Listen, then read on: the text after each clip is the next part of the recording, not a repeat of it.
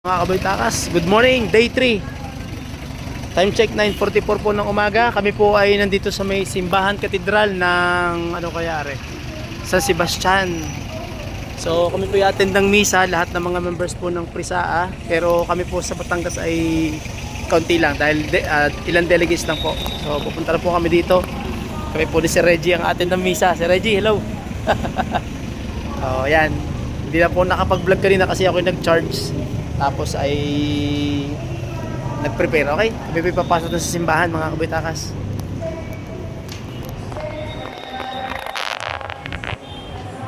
So, ito po, okay, mahangin din. Ito po ang katedral ng San Sebastian sa Bacolod City.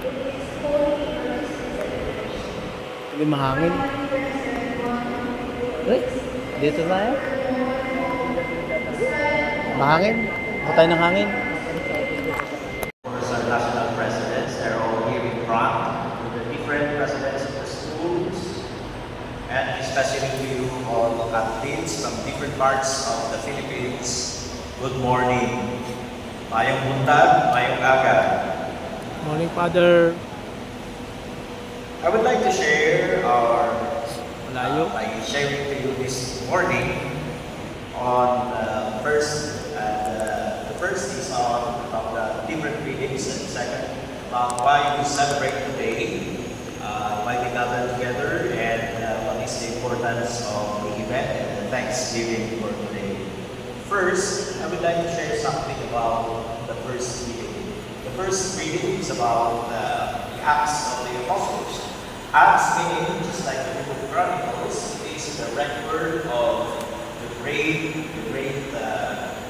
actions or the different ways in which the disciples of Jesus, especially after the resurrection, has recorded, according to Luke, about the different heroic deeds of the disciples. And all among them, together with Barnabas, they were preaching the gospel throughout his journeys, the different journeys of Paul.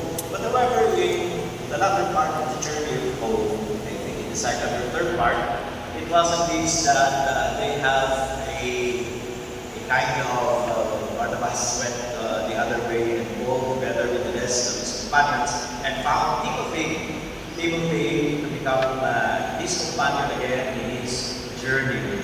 Hello mga kabaytakas, ngayon po ay communion time. Time check, 10:44 po ng umaga.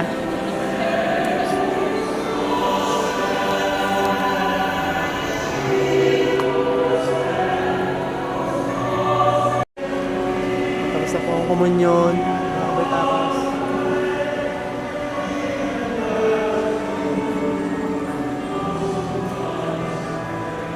Mga kabaytakas, tapos na po ang misa.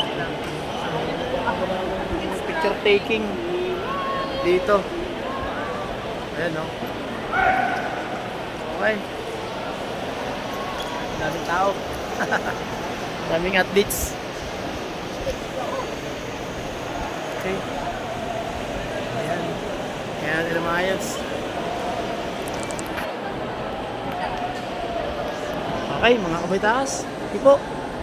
Bye-bye po. Ganda ng katedral. Kita nyo naman.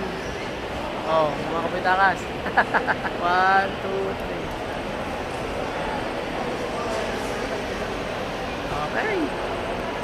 Ooh, 360 degrees.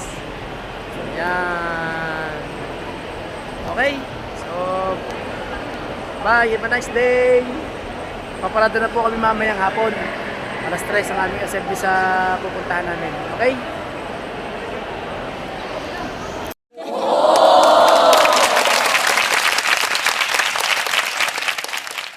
Yan, mga kabaytakas, time check. 11:46 po, kami pabalik na ng hotel. Nagbiyahe po kami ni Sir Reggie. Sakay kami ng traditional jeepney. Yan, hi boss, shoutout po sa inyo boss ha. Tinuro niyo sa amin sa kami bababa. Shoutout kay Manong Driver. Terminal tayo. So kami baba ng 18th Street. Doon sa corner San Agustin para makarating ng Maharlika City Inn.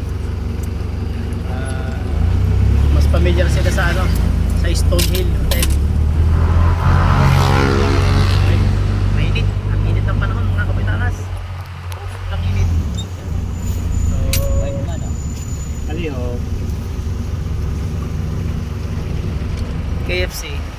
ay nagtanghalian sa Jollibee.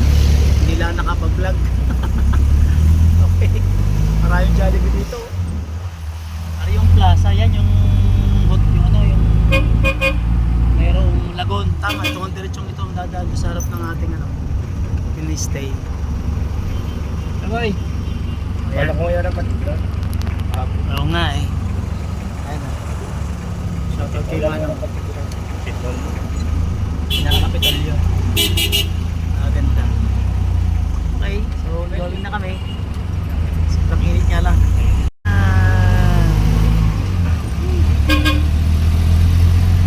Dito pa mga players. Eh, ang Panaan, malayo pa dito. Malayo. Panaan, alis, sasakyan. Sakay ka mga alis, sakay kayo, tagbak na yun, downtown. Minibus na. Oo, meron. Meron dito, alis yun.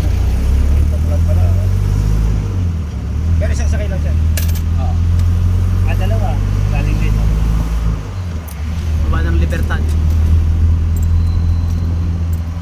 Sa 20, cross lang. Ayan.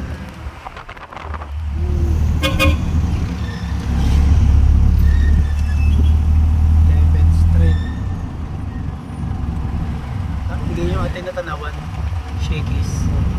Atin nila ka doon isang gabi. Nandito.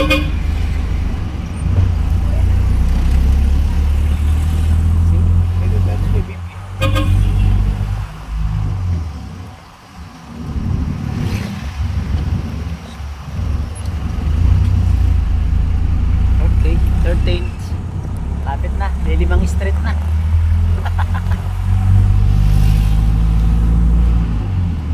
Ang init mga kabaytakas. Mamayang hapon po ang aming parada. Opening, alas 3 ng hapon.